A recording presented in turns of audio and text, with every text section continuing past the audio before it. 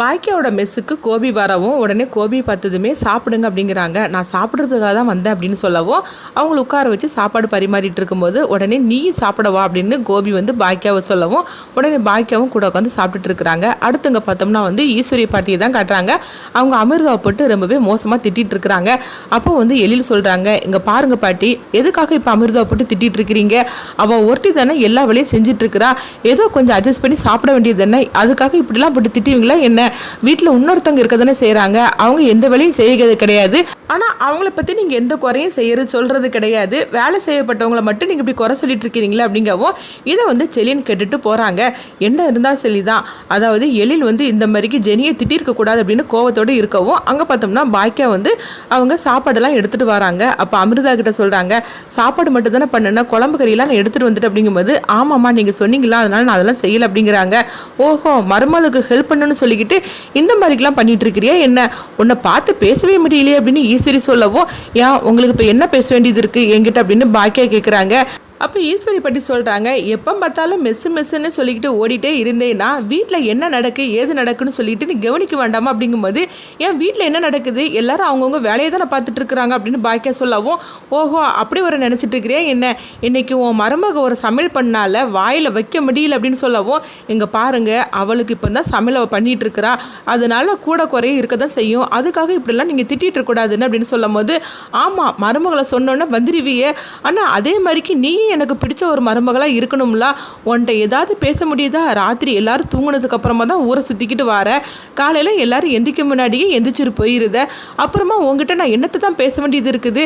இல்லை ஒரு மாமியார் இருந்தால் ஒரு மரியாதை பண்ணுறீ அப்படின்னு சொல்லவும், இதுக்கு மேலே நான் என்ன மரியாதை பண்ணணும் அப்படின்னு சொல்லி கேட்கும்போது, இங்கே பாரு அதான் வீட்டில் இத்தனை பேர் வேலை பார்த்துட்டு இருக்கிறாங்களா, அப்புறமா இதுக்காக நீ ஓடி ஓடி உழைச்சிட்டு இருக்கிற அப்படின்னு சொல்லும்போது, இங்கே பாருங்க நான் பணத்துக்காக எவ்வளோ கஷ்டப்பட்டுன்னு எனக்கு தான் தெரியும், அதுக்காக நான் யாருக்கிட்டையும் திரும்பவும் கை கட்டி நான் நிற்க வேண்டிய அவசியம் கிடையாது, என்ன இருந்தாலும் சரி தான் நான் வந்து வேலைக்கு நான் போக தான் செய்வேன் அப்படிங்கும்போது, ஓஹோ நீ இப்படிலாம் அவர் பேசிகிட்டு இருப்பியா, அதுதான் எல்லா பசங்களும் கல்யாணம் முடிஞ்சு போச்சுல, இதுக்கு முன்னாடி நீ எதுக்காக யாருக்காக ஓடி ஓடி உழைச்சிக்கிட்டு இருக்கிற? நீ பேசாமல் இருந்துட்டு வீட்டை கவனிக்க வேண்டியது என்ன? நீ பாட்டுக்கு போகிற வர, அப்புறமா வீட்டை யார் பார்த்துக்கிட்டதுக்கு அப்படிங்கவும், வீட்டை யாரும் பார்த்துக்க வேண்டிய அவசியம் இல்லை, எல்லாருமே நல்லா தான் இருக்கிறாங்க, நீங்கள் பேசாமல் இருந்தாலே எந்த பிரச்சனையும் வராது அப்படிங்கவும், உடனே பார்த்தோம்னா வந்து ஈஸ்வரி வந்து இப்படி சொல்லிட்டு இருக்கிறாங்க, உனக்கு எவ்வளோ தைரியம் தான் இந்த மாதிரிலாம் நீ பேசிகிட்டு இருப்ப, அதுதான் பசங்களாம் சம்பாதிக்கிறாங்களா, அதுக்கப்புறம் எதுக்காக நீ வந்து ஓடுற பணம் பண்ணணும்னு சொல்லிக்கிட்டு அப்படிங்கும்போது, இங்கே பாருங்க பணத்துக்காக நான் எவ்வளோ கஷ்டப்பட்டேன்னு எனக்கு தான் தெரியும், திரும்பவும் இந்த மாதிரிக்கு இருந்துக்கிட்டு நான் யாருக்கிட்டே கை கட்டி நான் நிற்கணும்னு அவசியம் எனக்கு கிடையாது, அது மாதிரிக்கு இல்லாமல் யாருக்கிட்டேயும் நான் யாரையும் கஷ்டப்படுத்தவும் நான் விரும்பலை, அதனால தான் நான் சாகுற வரைக்கும் நான் உழைக்க தான் செய்வேன், இதில் உங்களுக்கு விருப்பம் இருந்தால் நீங்கள் இருங்க, இல்லைன்னா உங்கள் வேலையை பார்த்துட்டு போங்க அப்படின்னு சொல்லவும், அப்படி பேசிட்டு இருக்கும்போதே கோபி வராங்க. பாத்தியாடா உன் பொண்டாட்டி என்னை எப்படிலாம் பேசுகிறா தூக்கி எறிஞ்சிக்கிட்டு அப்படின்னு சொல்லும்போது, ஆமாம் நியாயம் கேட்கக்கூடிய ஆளை பாரு, இவர் தான் எங்களை வேண்டான்னு சொல்லி தூக்கி எறிஞ்சிக்கிட்டு போனார, நான் இன்னைக்கு இந்த முடிவெடுக்கிறதுக்கு மூணு காரணமும் இவர் தானே, என்னன்னா இவர்கிட்டயே நியாயம் கேட்கறதுக்கு போகிறாங்களா அப்படின்னு பாக்கியா வந்து அவங்களுக்குள்ளேயே பேசிகிட்டு இருக்கவும், அப்போ கோபி சொல்கிறாங்க, அம்மா எதுக்குமா நீங்கள் பாக்கியா கிட்ட இந்த மாதிரிக்கு பேசிகிட்டு இருக்கிறீங்க, உங்களுக்கு தேவையானது எல்லாமே அவள் செஞ்சு தானே கொடுக்குறா, அப்புறமா எதுக்காக நீங்கள் அவள்கிட்ட பேசிகிட்டு இருக்கிறீங்க, அவள் வேலைக்கு போகணுன்னு முடிவெடுத்து அவள் போயிட்டு இருக்கிறா, அதனால யாருக்கு எந்த பிரச்சனையும் கிடையாது, எல்லாருமே அவங்கவுங்க வேலையை பார்த்துட்டு இருக்கிறாங்க, நீங்களும் பேசாமல் இருங்கம்மா, உங்களுக்கு வேண்டியது எது வேணுமோ நீங்கள் அவகிட்ட கேளுங்க, அப்படி இல்லைன்னா என்கிட்ட கேளுங்க, உங்களை யாருமே மரியாதை குறைவாக நடத்தலாமா, நீங்கள் தான் தேவையில்லாமல் இந்த மாதிரிலாம் பேசிகிட்டு இருக்குதுங்க அப்படின்னு சொல்லவும், ஆமாண்டா அவளுக்கு சப்போர்ட் பண்ணி நீங்கள் பேசிகிட்டு இருக்கிறே என்ன, என் பேச்சை யாருமே கேட்க போகிறது இல்லை, அப்புறமா எப்படி இவங்களாம் என்னை கண்டா மதிப்பாங்க, அதுதான் இன்றைக்கி பார்த்தோம்னா நான் இல்லைன்னு சொல்லிக்கிட்டு அவன் பொண்டாட்டிக்கிட்ட இந்த எழில் என்னை போட்டு பேசிக்கிட்டு இருக்கிறான், இவன் மதிச்சாதானே அவங்க என்னை மதிக்கிறதுக்கு அப்படின்னு சொல்லிட்டு ஈஸ்வரி கோவத்தோடு அங்கே ரூமுக்கு போயிருந்தாங்க.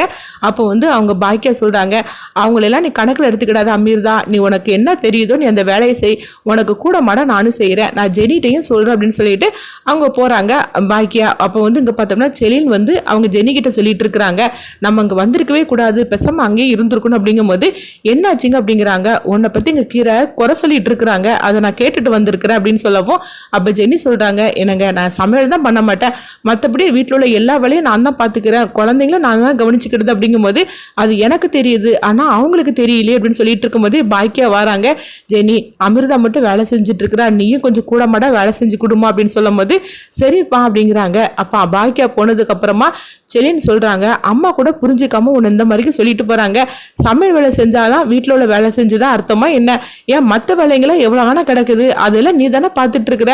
அப்படி இருக்கும்போது அவங்க பேச்சை கேட்டுட்டு அம்மா உன்னை வந்து சொல்லக்கூடாதுல்ல, நம்ம அங்கே வந்திருக்கவே கூடாது, பேசாம நம்ம அங்கேயே இருந்திருக்கணும் அப்படின்னு சொல்லிட்டு செலின் வந்து ஜெனிக்காக அவங்க பேசிட்டு இருக்கவும், இங்க பார்த்தோம்னா பாக்கியா வந்து அவங்க ரெஸ்டாரண்ட்டுக்கு தான் வராங்க. அங்க அப்போ வந்து ஆகாஷ் வரவும், உடனே ஆகாஷ் வந்து என்ன ஆகாஷ் நல்லா இருக்கேன்னு சொல்லி கேட்கும்போது, ஆமா ஆன்ட்டி நல்லா இருக்கிற அப்படிங்கிறாங்க. ஆமா பரீட்சையெல்லாம் எப்படி எழுதிருக்கிற அப்படிங்கும்போது, பரீட்சையெல்லாம் நல்லா எழுதிருக்கிற அப்படிங்கிறாங்க. ரிசல்ட் என்னைக்கு வரப்போகுது அப்படிங்கவும், ரிசல்ட் என்னைக்கு வரப்போகுதுன்னு ஆகாஷ் சொல்லிட்டு இருக்கிறாங்க. அடுத்துதான் என்ன நடக்க போகுதுன்னு சொல்லி வெயிட் பண்ணி பார்க்கலாம்.